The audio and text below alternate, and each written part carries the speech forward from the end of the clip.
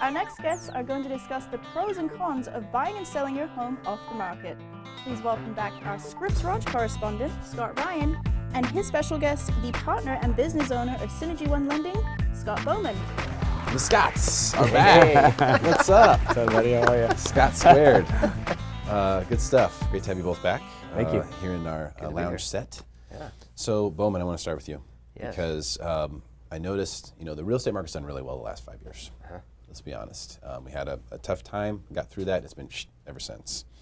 What tends to happen when the market does really well is you see a lot of people who, got out of the business in the downturn, and they come back in the business. In the mortgage business, this is very dangerous because getting a mortgage is a complicated thing.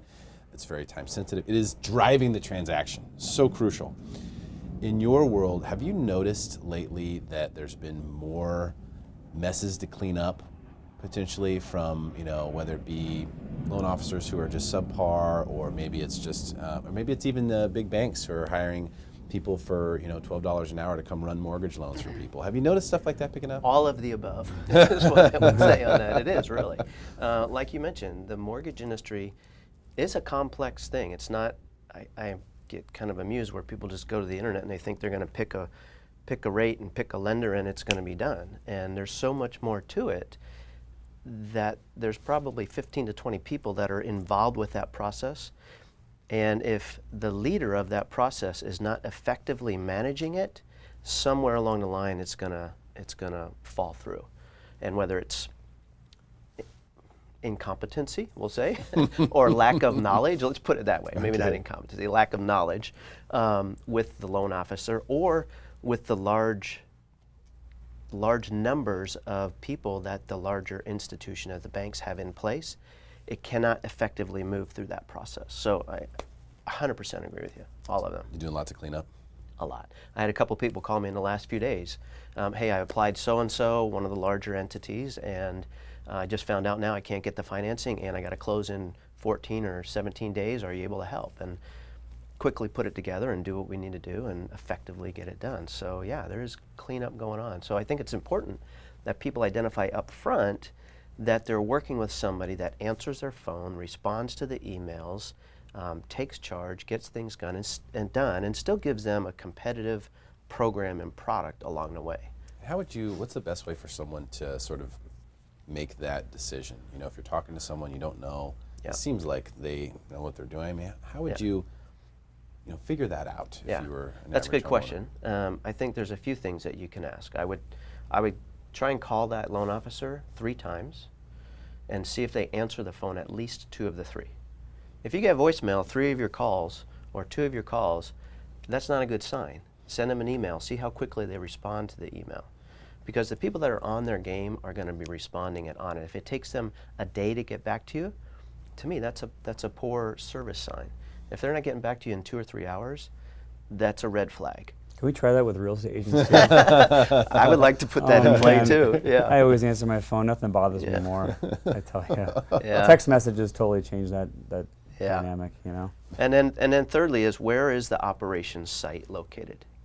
Is it where the loan officer is at, or is it in Arizona or East Coast or somewhere? Does the loan officer, who you're going to be your primary point of contact, have the ability to go in and talk to the underwriter, sit down, get things done, and then search them on the internet and look at some of the reviews and see what referrals have to say about it. Proximity to the underwriter is huge. Yeah. Because that's at the end of the day, if you need to pull strings, that's how you're going to do it. You got to be able to do it. You're not going to try and send an email to somebody in Arizona or Utah or something and get something done. Yeah, okay, great stuff. Yeah. Appreciate that. Straight from Captain Mortgage right here. Yeah. So, Scott Ryan, off-market properties, this has become a really big deal. I mean, it's almost become the way in San Diego with the low inventory situation that we have. But I'm curious, if I'm a home seller, should I consider, or what would be the way for me to maybe have my cake and eat it too, as far as having my home that I'm going to sell be off-market for a while and see if I can sell it that way? Would it benefit me?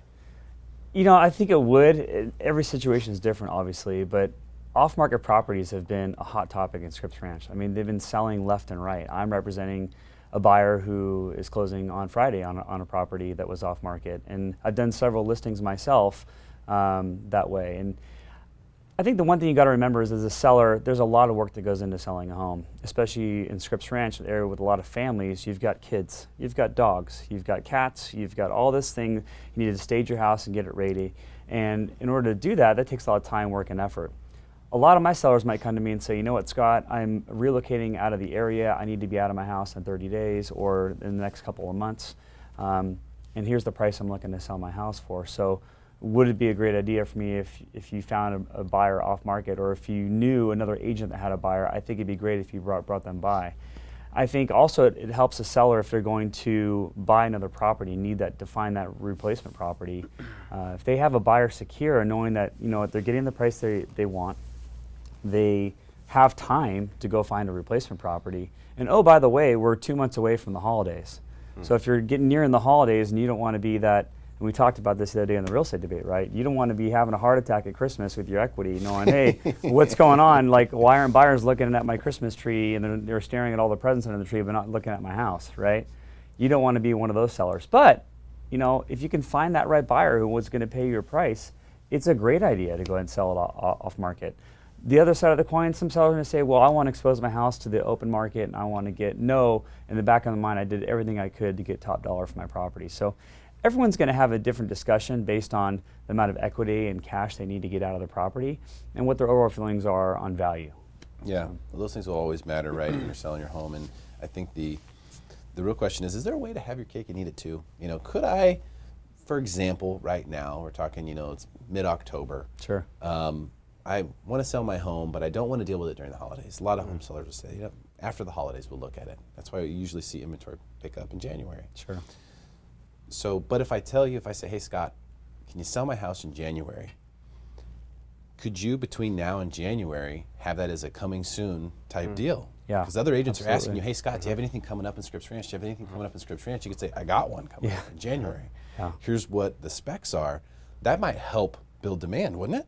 Absolutely. And the one thing you got to remember too is that it's important as a seller for you to go ahead and empower the agent to make sure that you sign, if you're not going to have it on the MLS, at least sign a full listing agreement with that agent, and you can sign an exclusion to hold it off of the MLS. But that'll empower that agent to use their agent-to-agent network and connections they have. I have so many great relationships with other agents in Scripps Ranch.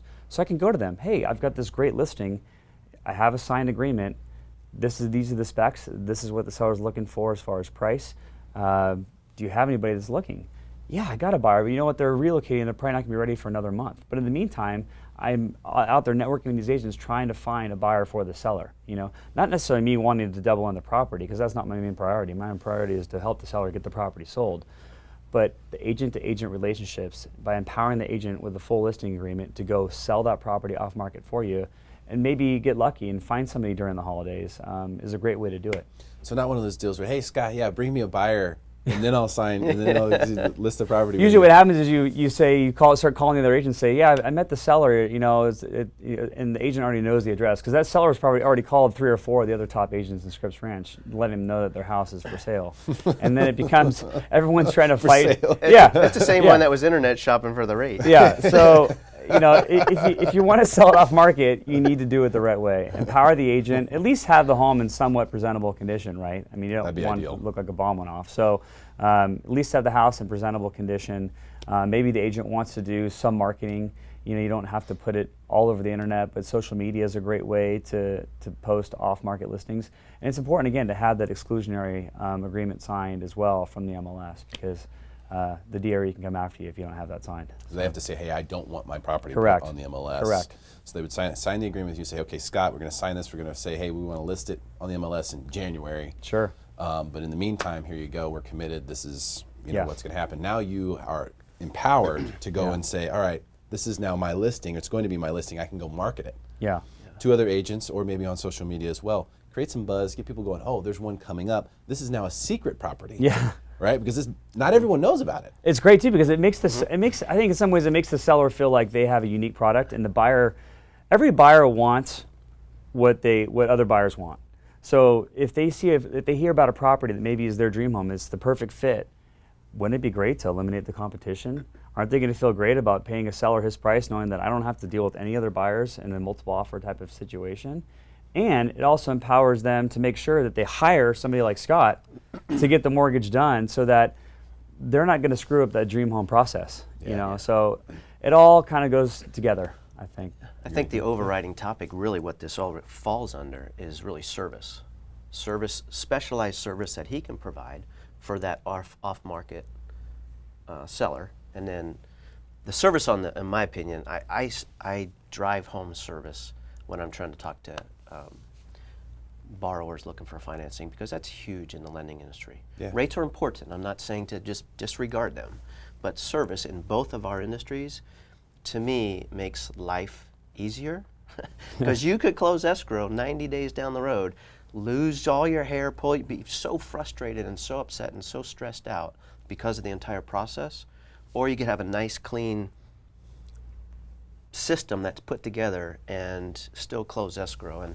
Or you could not close escrow. Or 90 you could not days close from escrow, now right. Because someone else got the property because you're a buyer who couldn't perform. Exactly. And that's the worst. That's case right, because scenario. there's tight contract time frames that are involved when you put the offer together that if you don't adhere to them, the seller could easily kind of go, oh, I've got some other people in the backup, so I'm going to cancel this one and move on, right? Yeah, we were going to sell it off market, but Scott, since this buyer fell through, let's go ahead and throw it on the MLS. I can easily see that happening. So definitely a good idea to have your ducks in a row. Guys, thank you so much for coming today. Thanks for having us. Captain Mortgage, Mr. Scripps Ranch. And stick around for more Smarter San Diego TV, where we guarantee to make you smarter than everyone else. Commercial free.